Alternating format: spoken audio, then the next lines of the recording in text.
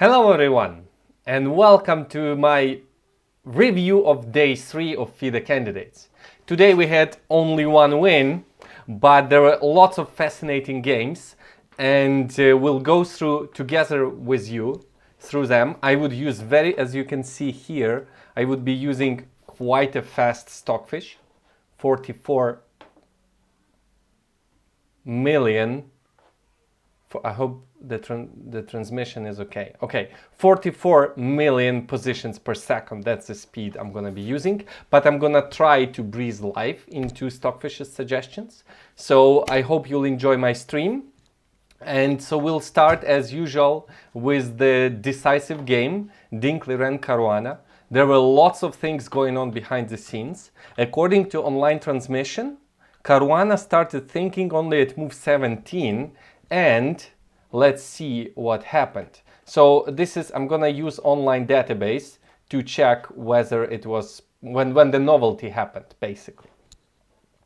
All right, so lots of games on this position.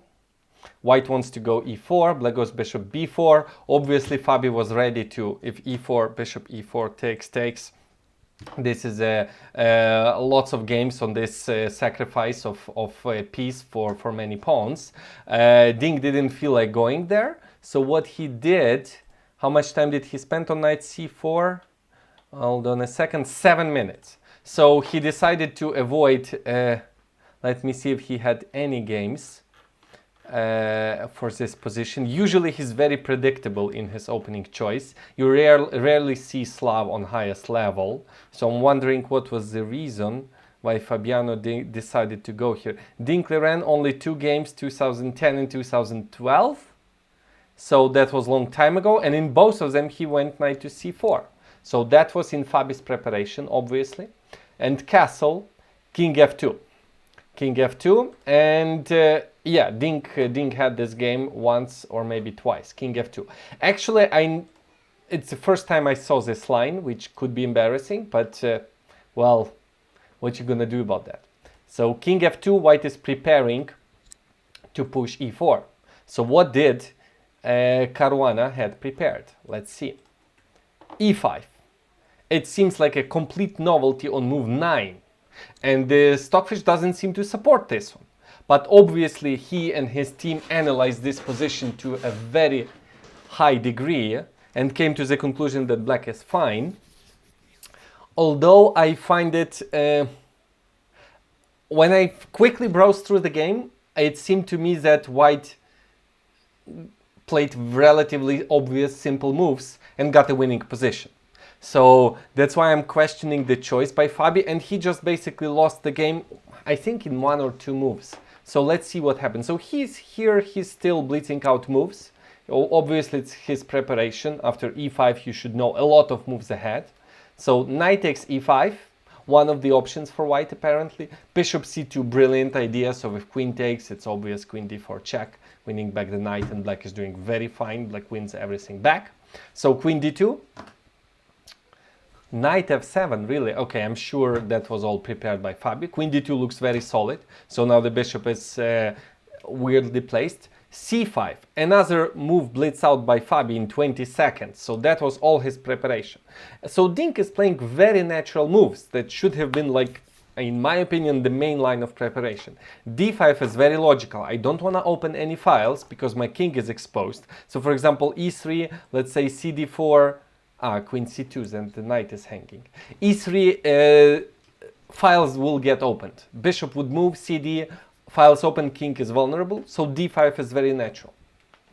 And d5, bishop b3, Fabi blitzed out this move.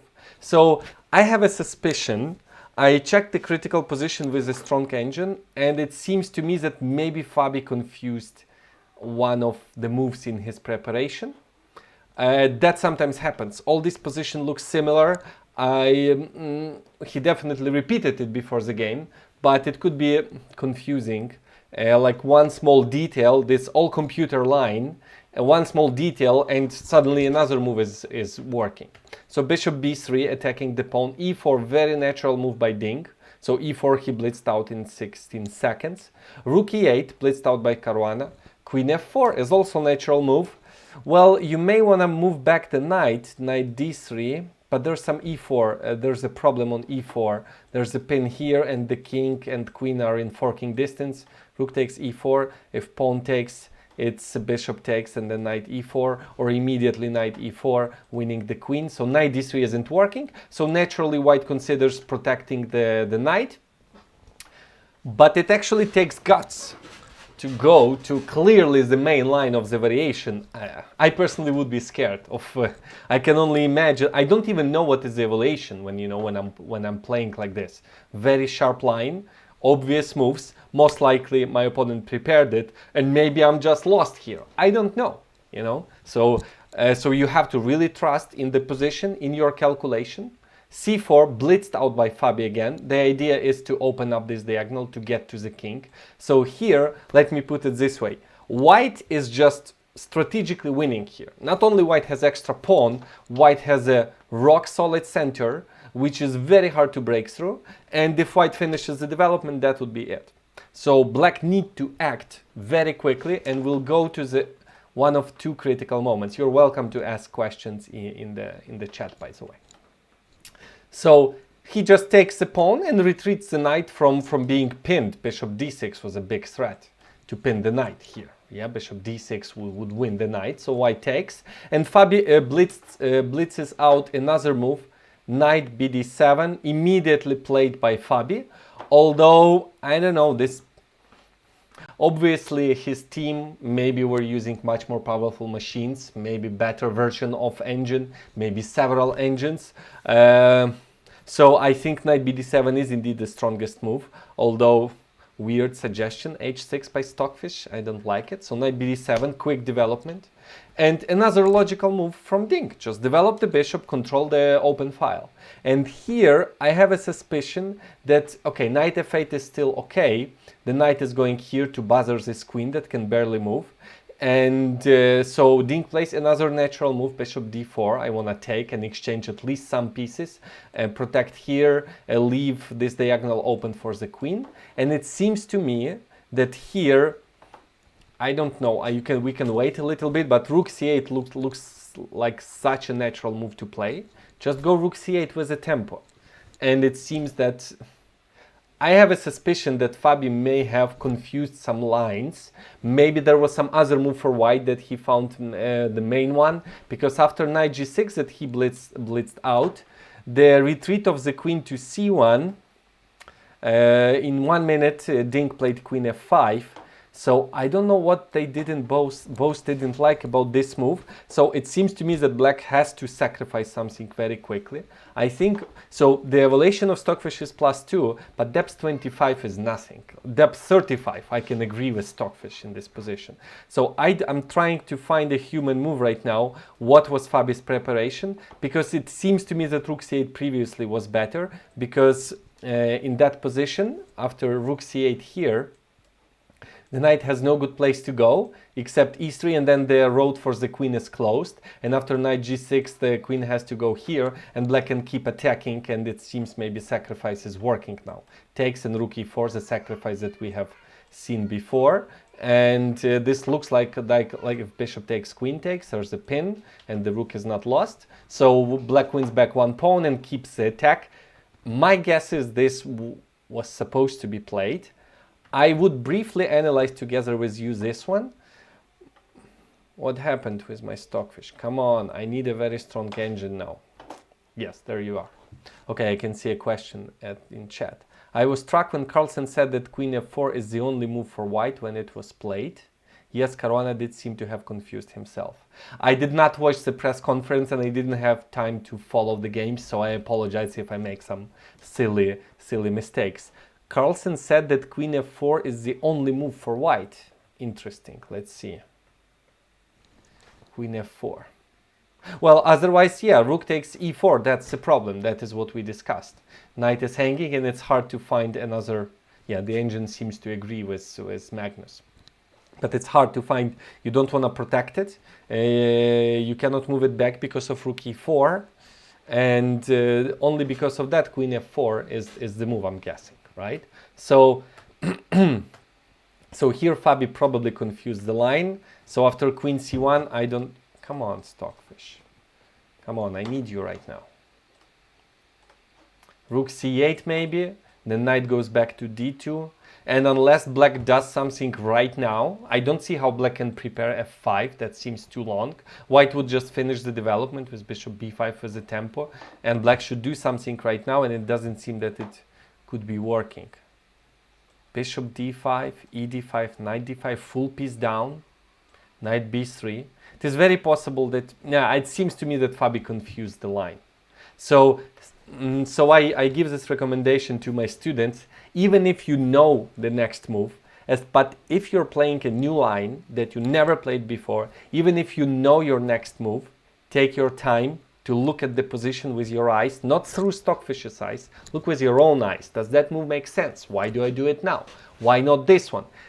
Try to understand the position deeper, and well, if Fabi did that, maybe he wouldn't be in that trouble.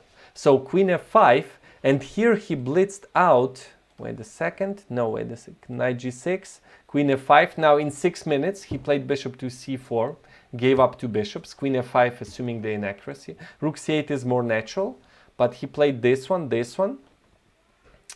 queen c7, so he's trying to win the dark squares. Why does it keep turning off? Maybe I'm moving pieces too fast. Sorry for that. Okay, so queen c7.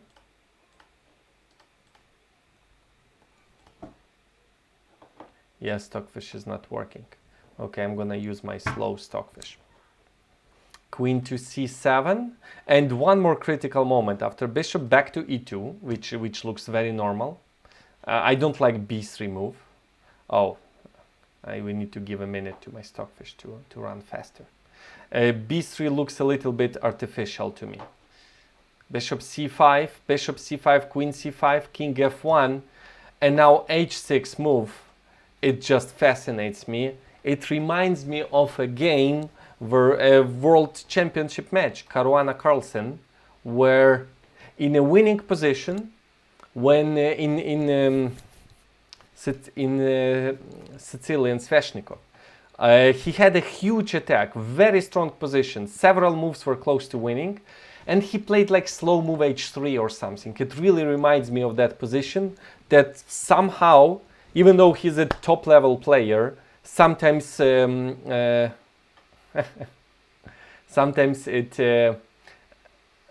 makes like slow move out of nowhere. Rook e5, queen b4, any attacking move is required here. Okay, I can see some funny comments here. Thank you so much for this excellent content, Oleksiyenko. You're welcome. Yeah, knight f8 is the top choice by Lila, but knight g6 was clearly a mistake. Thank you, Valery. Andriy Hrech, don't be so serious. Okay. I take it very seriously. Okay. So, h6, I don't know. Rook e5 apparently was good. Queen h3 only move. Queen b4. What I recommend to my students in an open sharp position, especially if you're 2 pawns down, consider attacking right now. I don't see a reason why to play h6 now. Is he threatening to win the queen with knight h4? No. So I don't see why h6 now. If that was a threat to win the queen, then maybe. But otherwise, I would attack. I would attack like this. Rook b1. Apparently, these are the strongest moves. All of them are forcing, by the way. Check it out. All of the moves are forcing. Queen f2, f5. This is the way you should be playing such positions. Energetically, attacking with every single move. Because you don't really have, all you have as a compensation is time and active pieces. You don't have time for slow moves like this. Okay, it's very easy to be smart sitting in a chair with a Stockfish, but nevertheless, h6, just like in that game, Caruana Carlsen, where Carlsen saved the game, it just struck me like sometimes, and he blitzed this move out. So I don't know, maybe he spent on queen c5, he spent 15 minutes. According to chess24. So that's obviously his only move. After bishop c5, what else was he expecting? So I don't find it consistent. He spent 2 minutes on bishop c5, and after capture queen c5, king f1, he blitzed out h6. I don't know, maybe he had analyzed similar position and in some line h6 was working. He assumed that this was the case. I do not know, but h6 is just a horrible move. And after that, let's see, rook d g3 with the idea king g2 apparently was better, but rook d1 logical move, queen b6 forcing, rook d2, queen e3. Now Fabi starts to play forcing moves, but it's hard to even find the target.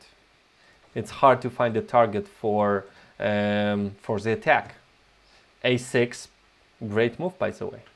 Queen h3, b5, very energetic, queen g3, b4, energetic, but white, it seems that white have consolidated the pieces and protected everything, and this pawn chain was not broken until the end of the game, and now that one pawn is actually irrelevant. By the way, a good advice, if you're materially up and your opponent is attacking, consider giving up some material, and then usually the initiative comes down and you can use the extra material that you have had. I'm not sure if there was anything interesting after that. So white slowly untangles himself. f4 gets the center, desperate sacrifice, king f1, rook g1, pieces get out slowly. Let's see if there was any chance. So white is piece up for what? One pawn? Really? Okay, so I think Fabio was not residing just because Ding was low on time. Somehow it is reassuring that even an elite GM such as Caruana is human. Yep. Yeah. I think he confused the lines. That's my guess. Although in this game with Carlsen, it's just there were like 3 other good moves and he played a slow one. So he didn't resign here because move 40 was here, and usually people feel frustration. You know, you got your opponent into your preparation. I didn't check the time that Ding has spent. Let me see. 8 minutes plus 17:25 plus 7:32 plus 16:48 plus 12, 1 hour. So Ding spent 1 hour on 14 moves and then kept spending more and more time. So I'm guessing he was very low on time until move 40. Sorry, I didn't have time to follow. But I don't think that there's anything interesting. Now after move 40, this is just embarrassing. This is just full piece up. Yeah. And now, still now, okay. Okay. Usually the last chance is either perpetual, which is with knight on f2 is impossible, or stalemate, but none of that seems to be the case. So finally, Caruana resigned. Yeah, so Ding is back, I guess. So something like this he needed. He got in, so the whole game could have went the other way around if Fabi played the correct moves.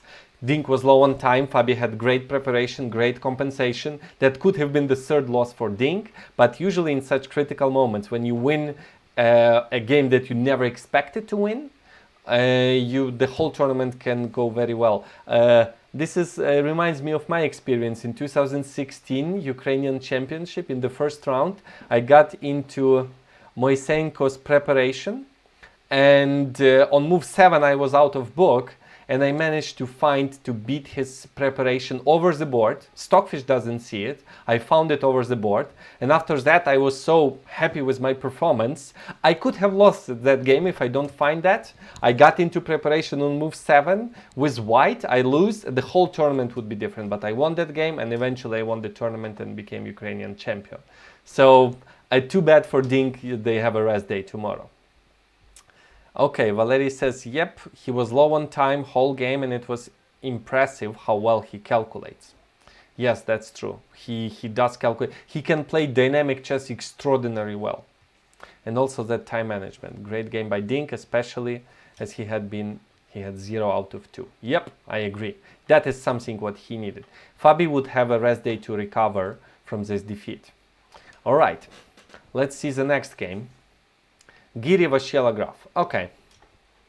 Really not much has happened in this game. So, surprise, surprise, Grunfeld from MVL. No surprises, he sticks with his repertoire. He's very confident and well prepared. Bishop d2, not...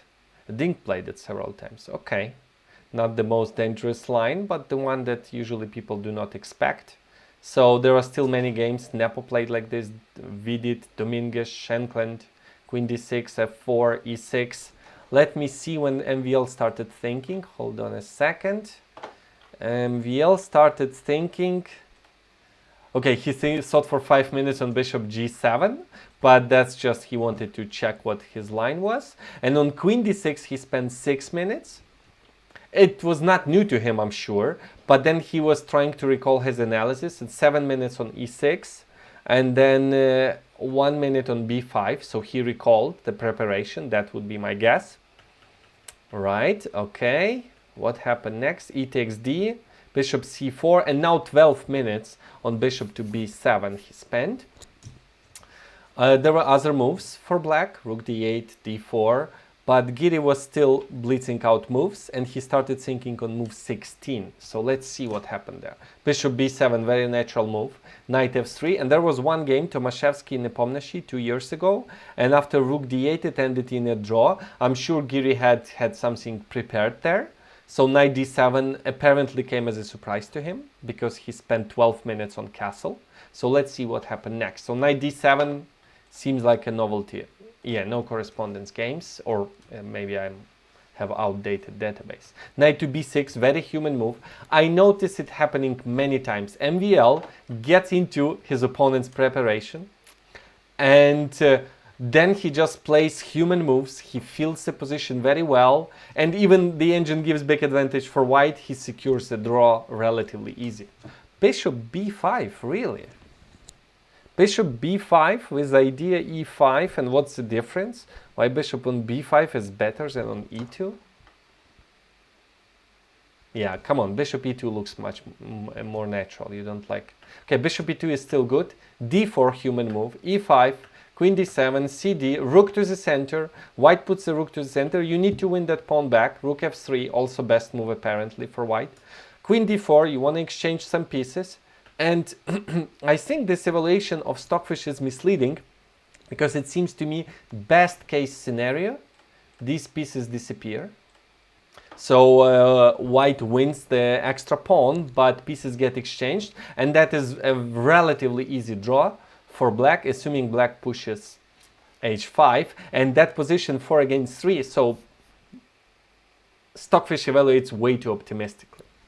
I don't understand g3 move in this position at all. Why would you play g3 if you can bring the king to the center? King f2, knight a4, king f3, knight c3, rook d2. Yeah, white is of course better because rook and bishop are better than rook and knight, period. And the pawn on d4 is more of a weakness rather than a strength.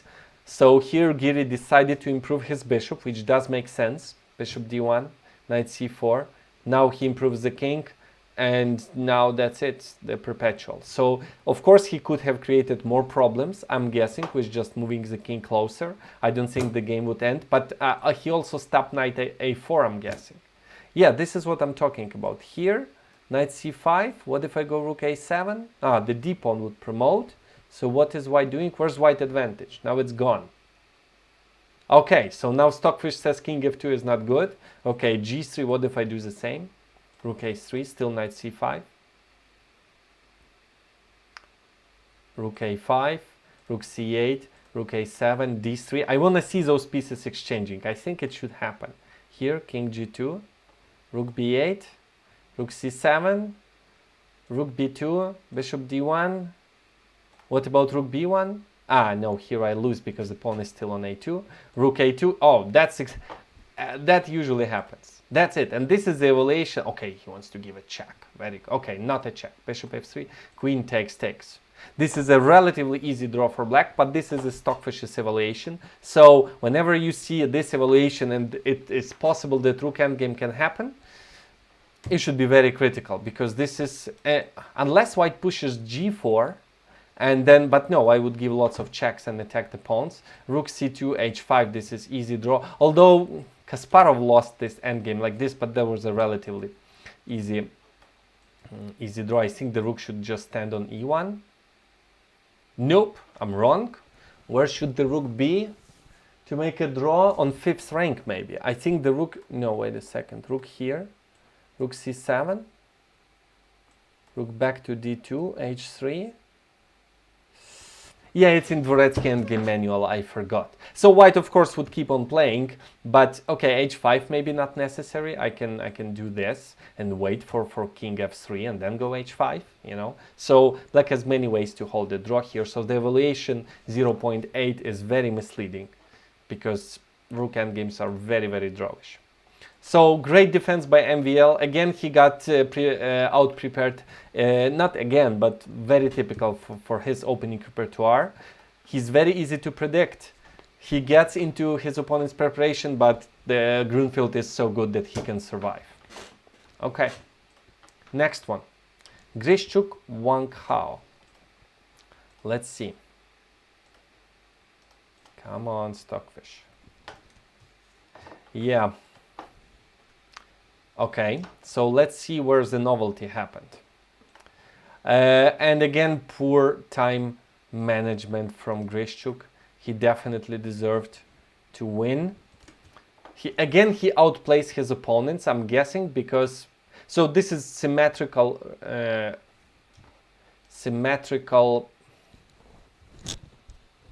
Petrov? What is so wrong about going queen e7? Is this endgame so bad? Carlsen Akobian, I did not know that. This is just a normal endgame for black, but Van Kao decided to go here, knight g5. So white gets 2 bishops and slightly better pawn structure, but black can say black doesn't have bad pieces, and black has a better center, c3, c5. Let's see the time spent by Grishchuk. So he's still blitzing out moves. c3 was still his preparation, and Van Kao was already thinking after c3. So this was Grishchuk's preparation. c5, knight d2. I don't know, dc5 the engine says, but this is such an embarrassing depth that I don't want to even question their preparation based on that depth. Yeah, I hope my Stockfish doesn't intervene with the transmission. Yeah, that one does not work. Okay. So he played knight d2 quickly. This is very natural. The knight does belong on f3. So knight c6 natural, knight f3. So somehow Grishchuk is avoiding to improve that bishop.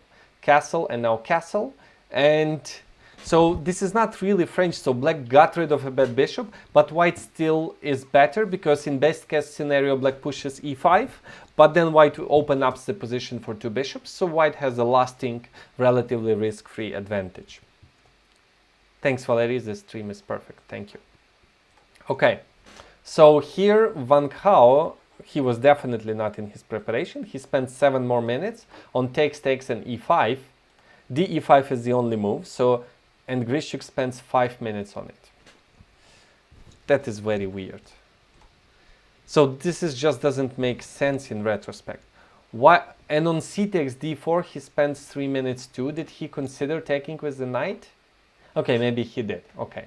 But after e5, he spends 5 minutes here, and then another 35 minutes. Oh my God, 35 minutes on knight takes e5?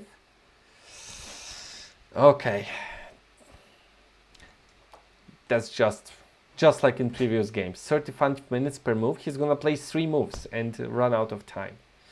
You said it yesterday, Mihaly. Even if Sasha outplays his opponents, he leaves him too little time to convert. I'm guessing that the reason he's outplaying them, that he gets into the nature of the position so deep that he can outplay his opponents. But 35 minutes per move, it just doesn't make any sense. Whatever the move is, I would say. Too bad. He's playing so well, he just needs those extra 10 minutes and he could win at least 1 game out of these 3. Okay. So now, after queen e5, he spends another 15 minutes. Oh my God. Another 15 minutes. So he spent 50 minutes. Really? Oh my God. 35 and 15. You add it, it's 50 minutes on 2 moves that you can blitz out just like that. Wow.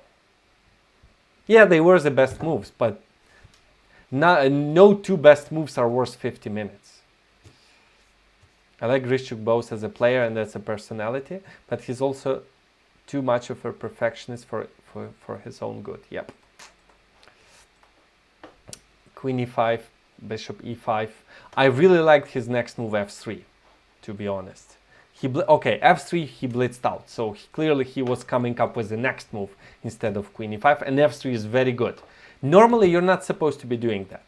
Weakening dark squares, that's not good, but the queens are gone, the king is safe, this pawn just completely restricts this knight, and this is a great move to play. So check, king goes here, and now white improves the rook, improves the king, improves the king, improves the bishop. White has long-term free advantage. Bishop e3, h4, so white should have exchanged. You cannot really keep two bishops here, I guess. Bishop c3, what's going to happen on bishop c3? d4, there's no check. Okay, bishop on e3 would be too strong, so white cannot keep two bishops. The reason white is better here, two reasons white is better here. One, rook and bishop is better than rook and knight. Jan Lawrence and Magnus like f3 too. Ah, okay, thank you. I did not know that. Because this is so against the rules. According to the rules, you should go g3, king, g2. You put all the pawns on the opposite color of your extra bishop. But in this particular case, f3 was great. Yep. I did not know that. Thank you. Okay, so the reason white is better is because white has two pawn islands and black has three. So black has a weakness on d5, although it's hard to attack at the moment. And white has rook and bishops against rook and knight, and that knight is just bad. That's why white is better. The way you can win this position, or at least try to win, especially Magnus, Mark, thank you. The way you can win it is create a second weakness, and that's exactly what he's doing. He mobilized his pieces, and now where can he create a next weakness? On the king side, so he needs to push those pawns. He pushes that pawn. If takes, it's g5, and the king side collapses. So black has to retreat the king back, and now basically okay, a3. Usually you're not supposed to move pawns for no reason, and I don't really like a3 move. How much time did he spend on this move a3? Let me see. 1 minute. Ah, okay, he probably had 1 minute altogether, so he just needed a move. Normally you shouldn't move pieces unless you have a reason. For example, a3, after rook b6, that pawn could be hanging, and if you protect it with b4, so let's say a3, imagine black goes rook b6, and you want to set this rook free. How can you do it? You need to, the pawns should be protecting themselves, and if you go b4, now a3 pawn would be weak and it gets attacked like this. But if you don't go a3, let's say you go like bishop b1, rook b6, you can always play b3 and do not bother about the queen side. That's fine, they protecting each other. c3 square is irrelevant here. So that's why a3, not a big fan. Ah, okay, Stockfish, oh wow, 1.1 it was the evaluation, 1.2, and after a3 it's 0.8, 0.9. So 0.3 pawn with this move apparently. And rook to e8, and now since he was low on time, that often happens if any person, even of such magnitude as Alexander, we all blunder ideas for our opponents, especially if we are low on time. So here rook e8 with a nasty trick, knight to e4. Normally we blunder it because f3 seems like covers everything, but this was a great trick. Takes, g5. He expected the knight to return back, and then he gets a great position, and then check. I'm guessing he blundered it. I do not know. I didn't check the press conference. And after here, bishop takes pawn. So the trick is, if pawn takes, you cannot move the bishop, because e3 wins the rook, and you don't have check. Check would win the game, but it's not happening. So he tried to play for a win like this. Rook to e1, e takes f, check, king f8, rook h1, mate in one threat. Nope, no blunder from Van Gogh. And now all rook endgames are draw, and after that there was really not much to talk about. So again, like in all the games, he gets advantage, like from half a pawn to 1 pawn, sometimes even more than that. But since he's low on time, and 2700 plus, in this case 2750 plus, not 2750, that's too much, 2750 players are really, really hard to beat. They always find counter chance even in the most disastrous positions. So, and that's where you need that time, where he spent 50 minutes on 2 moves. That's way too... He did find the best moves. That was perfect. He found the 3 best moves that Magnus applauding, the whole world is applauding. The problem is, when he needed that time the most, he did not have it. 55 minutes on 3 moves in a row. That's half of his time on 3 moves, and you need to make 40. Unfortunately for Alexander, he showing high-level chess, but maybe just 1 minute less on each move, and then, or even 30 seconds less on each move, and then he would have those several valuable minutes, or at least to get to move 40 with advantage. And the last game, Oleksiyenko Nepomniachtchi. Let's see. E4 and E6. Nepo can play Najdorf, he can play French as well. So, let's see the time management. Let's see the time. Let's see. Oleksiyenko started thinking already on move 9, and Nepo starting thinking on move 12. Okay. So this is one of the main lines of French. Queen g4 is the main one, but it seems to me that Kirill didn't want to go into all those sharp lines. I think Nepo wanted to beat him, so he went for this risky line, right? And h4 played in 2 minutes by Kirill. Many games like this, but a sideline, queen c7, knight f3 in 2 minutes again, and after b6 Kirill spent 6 minutes, then 7 minutes, and 8 minutes, so he's on his own now. So with this bishop b5 check, white is trying to create obstacles. So if removing these bishops, black would have amazing position. So white gives a check, and now if knight goes to c6, there's no more bishop to a6. White is better. And if bishop to d7, which happened, now the bishop can come back, and bishops cannot be exchanged. The bishop goes to a critical square on a4, queen or bishop, it's very typical to go there, but usually after the pawn is on c4. And now castle. So I'm not an expert in this line. I never had this pawn structure with white or with black. In French I play almost exclusively knight d2, second move, and with black I have like 1 or 2 French games. So I'm not an expert in this pawn structure, but it doesn't seem consistent to me to go h4 and then castle. Really, if you go h4, the idea is h5, rook h3. But here I don't find it consistent, and Kirill was sort of in trouble here. Rook a2. So this position is very difficult to understand. I would say white has 2 bishops and space, but white has a worse pawn structure here, and black controls all the white squares. What to do with it, I do not know. But rook a2, typical move to protect the c2 pawn. I'm not sure what white plan is after castle. If rook was on h1, I can understand this one. You bother this pawn, you push h5, and then that seems like a plan to me. But now I don't really know what to do. Knight to f5, bishop to f4, and here there was a great moment. Knight to f6. Let's see, did Nepo... Queen c6 in 5 minutes. I wonder, queen c6 is a good move. You go away from a pin. I wonder if knight f6 was really that good, because that knight is badly placed, but now it can go to amazing square here or here or here. Now this knight could be great. This seems like a problem. Now white wishes to have a pawn on h2. Maybe he didn't like g3. Knight g3, really? Okay, why not f takes g?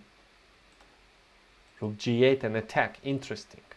Okay, so knight f6 was a very interesting move. If it's the best, that's a great puzzle. If knight f6 is the best move, using tactics for your strategical benefit. But I'm not so sure about depth 24 or 25. Stockfish usually does not understand these kind of positions well. Lila understand it better. All right. So queen c6, getting away from a pin, rook to b2, a6, dc5. Interesting decision. That's a strategically risky decision by Kirill. d5. takes c5. But you know what else do you do? Black clearly wants to expand on the queen side. And what should white do about that? c4. Interesting. c4. Usually you should open the position if you have two bishops. But all the white squares are so weak. Takes, takes, takes. Bishop d3. I don't know. You're not gonna take on f5. I don't understand this c4. dc5. The engine likes bc5, but it opens the b file and white will have c4 ideas. Bishop d3. Yeah, I do not really understand this position, to be honest. Sorry, guys, I cannot. So let's just move on to another critical moment. Queen to c5. It is very logical. There's a weak pawns here. You want to open the file and win those pawns. Makes all the sense in the world. It just doesn't work dynamically. So strategically, great decision. Rook b4, attacking the bishop. You're not going to go bishop c6. That closes the c file. So b5. Now bishop d3. Great dynamic play by Kirill. Now white wants to take that knight on f5 and then occupy the d4 square. So knight has to go. Now bishop comes back to d and white says, yeah, you can attack my pawn, but how? My bishop is great. My bishops are great now. This bishop on a4 looks silly. I have a great position and potential on the king side and prove me wrong on the queen side. So here Nepo got in trouble. What is this?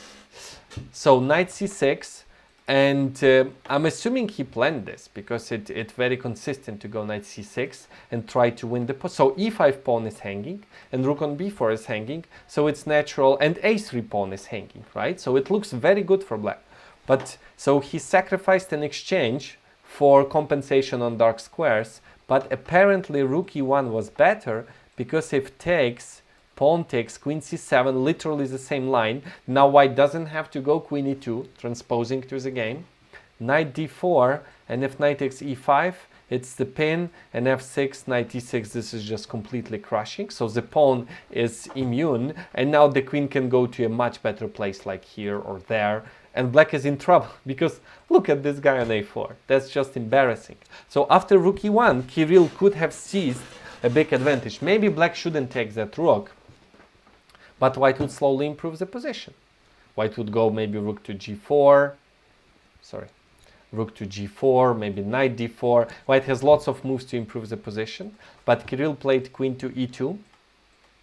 Great sacrifice, by the way. It takes guts to sacrifice an exchange in such an important tournament. Queen c7, rook e1. So white has long-term compensation. I think white is better, to be honest. That bishop is completely out. This pawn is well protected. The only way black can make progress is eventually, not now. a5 takes, then push b4, and then you can save the bishop. But white dominates on dark squares. Knight b8, black tries to get control over these squares. Knight d4, knight c6, queen g4, takes, takes, and queen g4. That is interesting. Why is that good?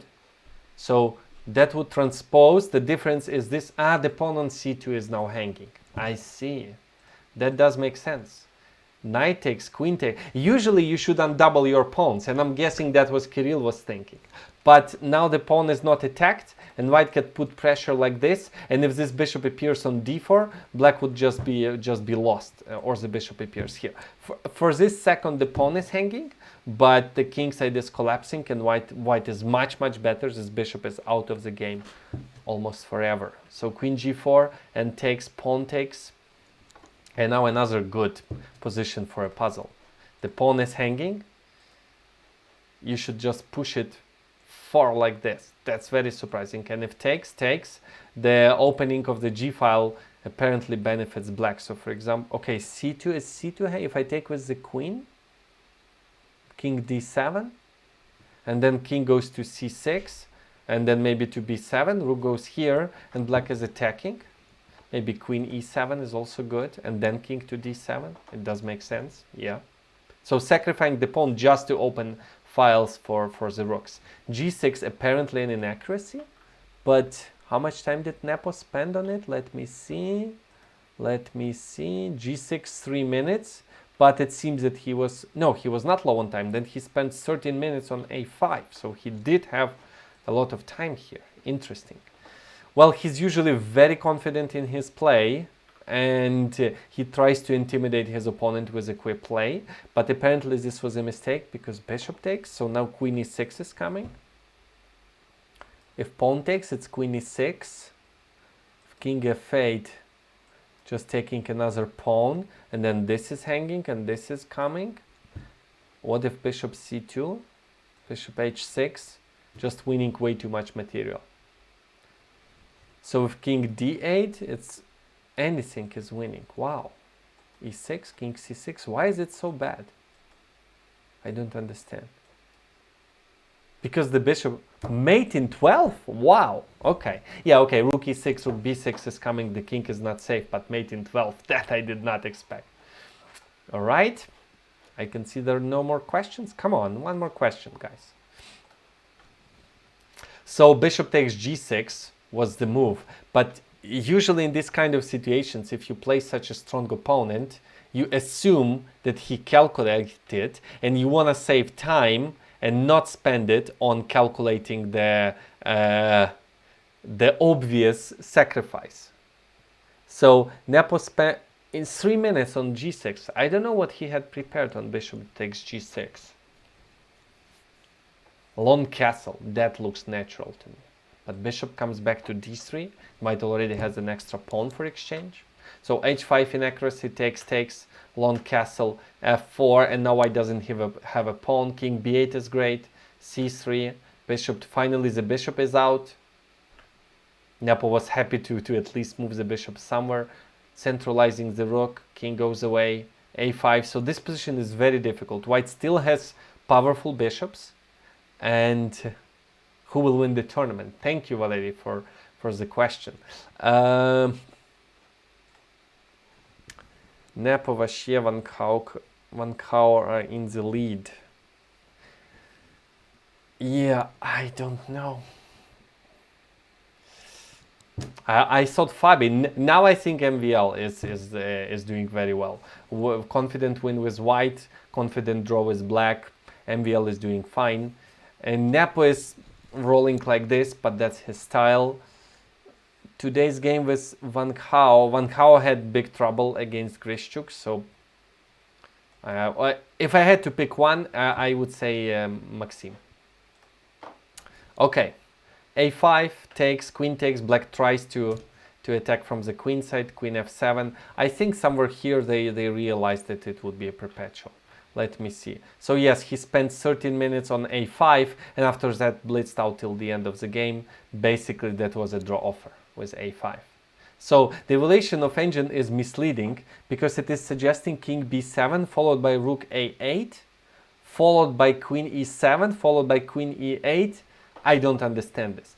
Even if there's a pawn chains and clear fortress, it would give advantage to black because of extra exchange. But from human point of view, white is doing very well here. And yeah, queen a5 basically was a draw offer because queen f7 is obvious, queen a2 is obvious, queen e6 immediately forcing a perpetual. Rook c1 may have been a try to play for a win, but I think he prepared something like this, forcing to win the material, and white has to give perpetual, and that was it. So as it always often happens in such sharp games, there were inaccuracies on both sides, but I want to applaud their level and their passion and their desire to play such interesting dynamic chess. Pretty good for a guy who had 2 weeks to prepare. Yep, that's exactly why I think he's gonna play well this tournament. It's too early to predict, I think. Yeah, I think so too. But for now, it seems that MVL is playing really good chess. I cannot say the same about all the other players. And Nepo, bad positions in several games. Van Gogh, really bad positions in several games. Caruana, just such a defeat today. Well, maybe that was a one-time thing. But Grishchuk plays very well. But at least if Grishchuk wins one game, then we talk. Okay. So I would end my transmission soon. Thank you for watching. Check the description of the video. Like the video if you like what you saw. Please subscribe to my channel, ring the bell to get notifications whenever I'm streaming or posting new videos. You can check out my course on tactics. You can find the link in the description. And what else? Thank you for watching. Tomorrow is a free day, if I remember correctly. So tomorrow I would rest, and so should you. Stay safe, stay healthy, take care. Bye-bye.